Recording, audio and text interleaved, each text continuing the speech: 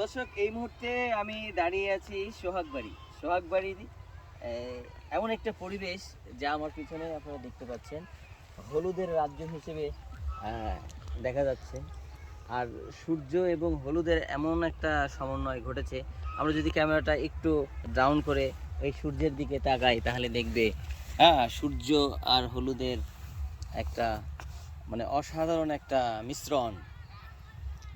এই ভিউটা যদি আপনারা দেখতে চান সশরীরে বা স্বচক্ষে, তাহলে সেখানে আসতে হবে। আর আসার জন্য সিংড়া বাস স্ট্যান্ড থেকে আমরা আসবো সোহাগবাড়ি আমতলা আসলেই দেখতে পাবেন চারিদিকে শুধু হলুদ আর হলুদ।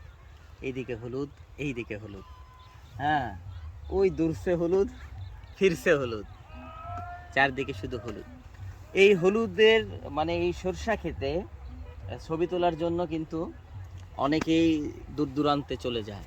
তাহলে সেই দূর দূরান্তে আমরা না গিয়ে আমরা কিন্তু নিজ এলাকাতেই এই সর্ষার সেই সবুজ শ্যামল প্রকৃতির দৃশ্য আমরা অনুভব করতে পারবো।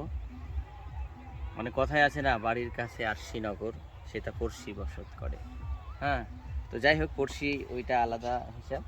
তো আমাদের বাড়ির কাছেই কিন্তু এমন একটা সুন্দর পরিবেশ আছে। তো আপনারা যদি চান ঘুরে আসতে পারেন আমাদের এই জায়গা থেকে।